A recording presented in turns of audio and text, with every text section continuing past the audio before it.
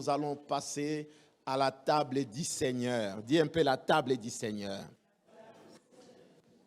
C'est la table des bénédictions, la table des vies. Cette table, nous nous rappelons de ce que Jésus a fait pour nous à la croix. À la veille, il a montré à ses disciples ce qui allait passer. Ils se sont assis et il a dit que le pain que nous mangeons, c'est mon corps et le vin, c'est mon sang.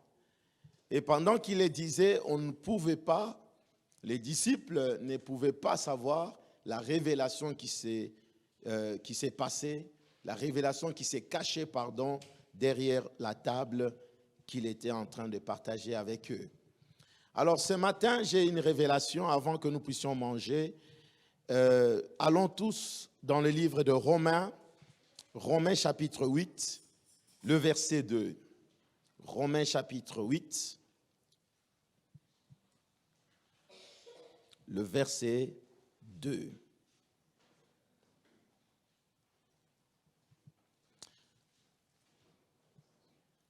La Bible dit, en effet, la loi de l'esprit de vie en Jésus-Christ m'a affranchi de la loi du péché et de la mort. J'aime ce passage, il incarne tellement la puissance de Dieu que quand nous allons comprendre et saisir, peut-être que c'est ton jour de la délivrance.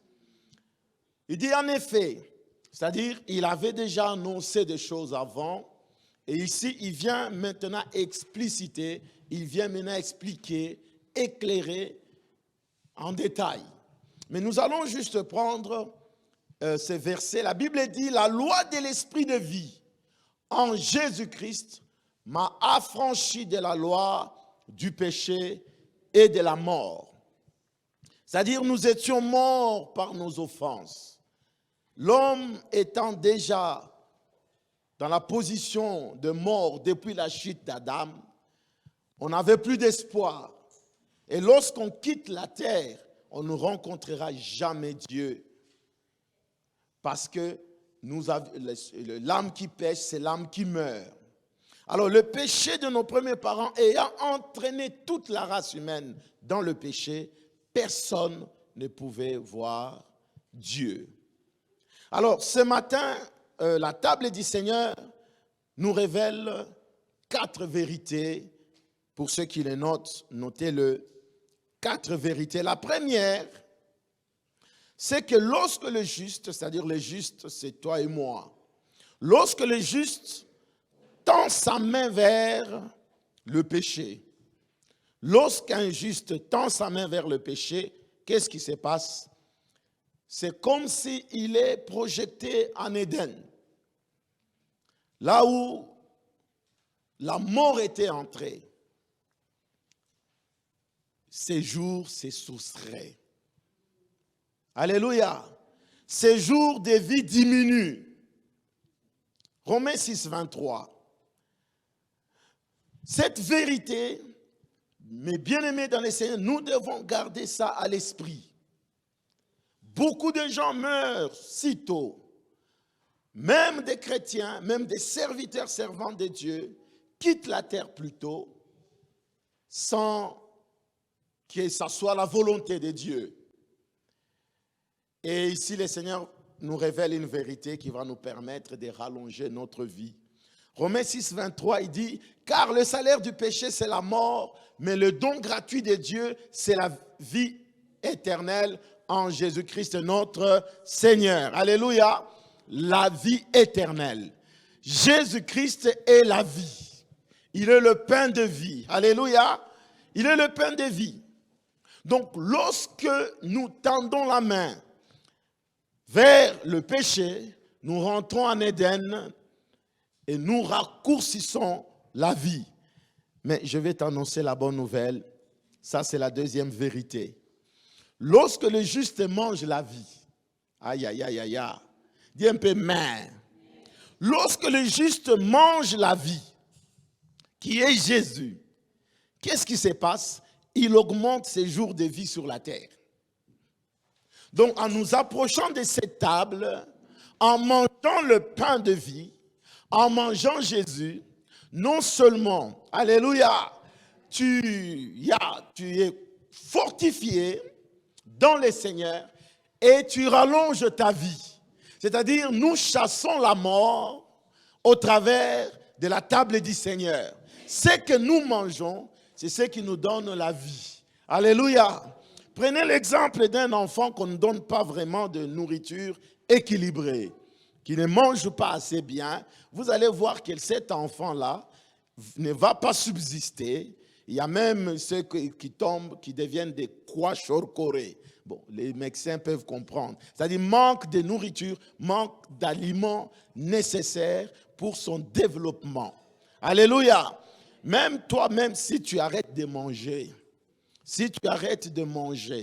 tu vas commencer à diminuer de poids. Les cellules vont commencer à mourir. Et il y en a même qui disent qu'après 7 jours à sec, tu peux déjà commencer à perdre l'essence de la vie. Et même si tu manges, mais tu manges mal. Aïe, aïe, aïe, aïe, aïe, aïe, aïe.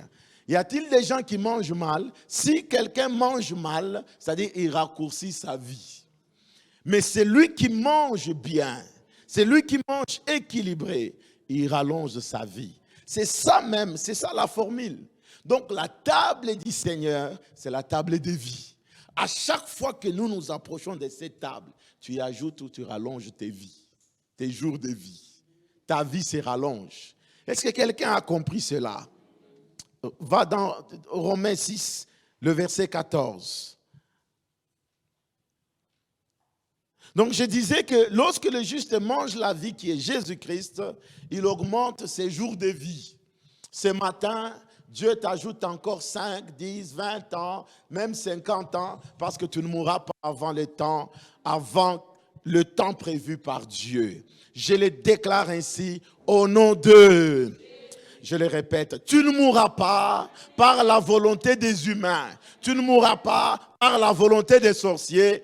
Tu ne mourras pas par la volonté de quiconque. Tu ne mourras pas avant le temps de Dieu. Est-ce que tu reçois cela? Au nom de... Et j'ajoute, tu ne perdras pas un seul membre de ta famille avant le temps de Dieu. Au nom de... C'est en recevant avec ta foi que cela s'accomplit. Car le péché n'aura point de pouvoir sur vous, puisque vous êtes non sous la loi, mais sous la grâce. Le péché qui raccourcissait la vie, qui diminuait nos jours, bien-aimé, n'a plus de pouvoir sur toi. En mangeant le corps, en buvant le sang de Jésus, le péché, la loi du péché n'a plus de pouvoir. Elle peut venir, mais sans le pouvoir de te toucher. Aïe, aïe, aïe, aïe. Tu regarderas la mort de tes ennemis. Tu regarderas la mort ailleurs, pas chez toi. C'est ce qu'Israël, Dieu a dit, immolez l'agneau, mettez le sang sur vos linteaux. Et quand ils ont obéi seulement à ces mystères, ils ont entendu des cris de pleurs, le deuil dans les camps de l'ennemi. Dans les camps des Égyptiens, ils ont perdu leur premier-né, c'était le deuil. Mais chez toi, il n'y aura pas deuil au nom de Jésus. J'interdis tout programme de deuil dans ta maison. J'interdis tout programme de deuil dans ta vie au nom de... Il n'y a aucun pouvoir de la loi de la mort sur toi. Marche tête haute, ne sois pas dans la peur.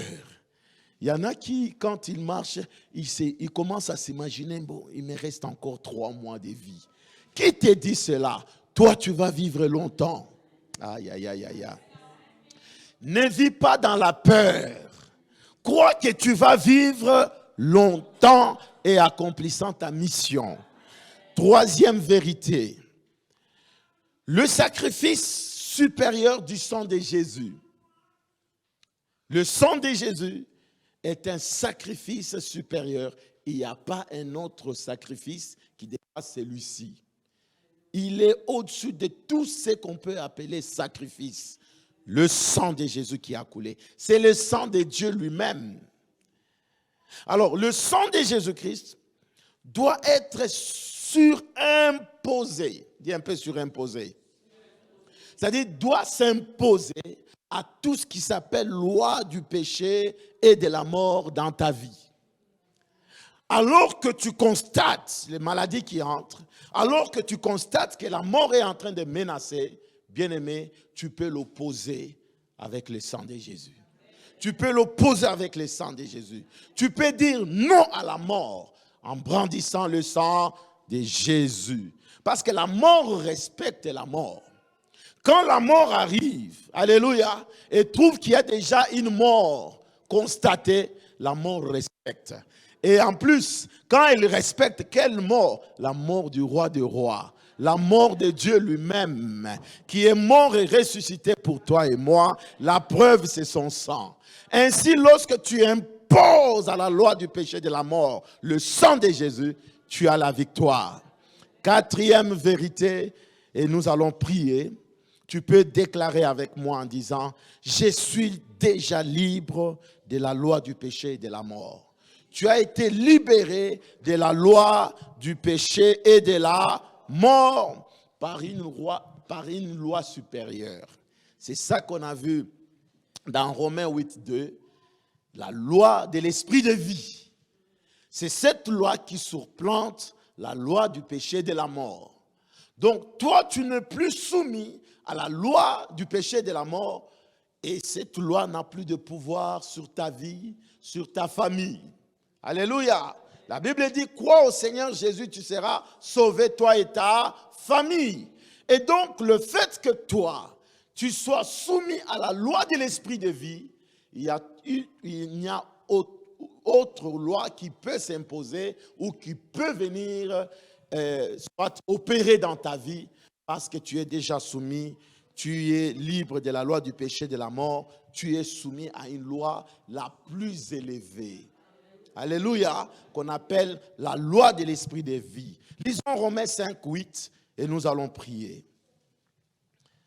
Si tu as compris ces choses, en t'approchant de la table du Seigneur, sache que c'est une grande délivrance que tu vas recevoir.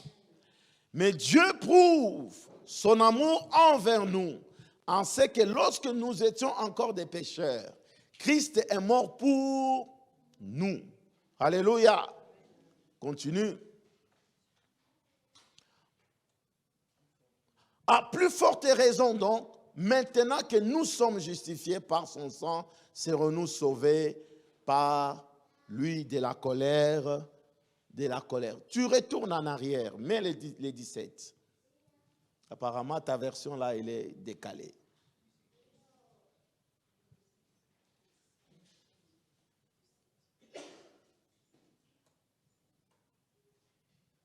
Voilà. Écoutez, on ne va pas revenir là-dessus. Ce que tu dois retenir, c'est que la loi de l'esprit de vie surplante la loi du péché et de la mort. Donc, quand nous nous approchons à la table du Seigneur, en fait, nous nous soumettons, nous nous rallions, nous fonctionnons avec la loi de l'esprit de vie. C'est la vie qui règne maintenant en toi. Et je déclare ce matin, s'il y avait une cellule morte, s'il y avait la mort qui voulait menacer, le fait que tu t'approches et que tu as compris la révélation, sache que la mort doit lâcher prise, doit disparaître et la vie règne. Alléluia. Est-ce que nous pouvons nous tenir debout? Prenons Luc chapitre 22. La Bible dit, ensuite il prit du pain et après avoir rendu grâce, il le rompit à leur donnant en disant, ceci est mon corps qui est donné pour vous. Faites ceci en mémoire de moi. Prions. Seigneur, c'est en ta mémoire que nous célébrons, Seigneur, ce que tu as fait pour nous. Tu as donné ton corps pour que nous soyons délivrés. Merci, Seigneur, car nous ne sommes plus soumis à la loi du péché et de la mort. Nous sommes soumis à cette loi qui surplante toutes les lois, la loi de l'esprit de vie. En mangeant ton corps, c'est la vie qui entre en nous. Nous déclarons et nous célébrons cette vie dans chaque domaine de nos vies. Merci Père. Nous sommes reconnaissants au nom de Jésus. La Bible dit encore, il prit de même la coupe après le souper et la leur donna en disant, cette coupe est la nouvelle alliance en mon sang qui est répandue pour vous. Prions. Seigneur, nous élevons la coupe de ton sang. Nous croyons que ton sang nous a sauvés, nous a délivrés. Selon qu'il est écrit, nous l'avons vaincu à cause du sang de l'agneau et de la parole de notre témoignage. Merci pour ce sang qui nous purifie, qui nous sanctifie, qui nous donne la victoire sur toutes les œuvres du diable. Merci Seigneur, parce que tu restaures toutes choses. Merci Seigneur, parce que la mort s'est éloignée. C'est la vie qui règne maintenant en nous.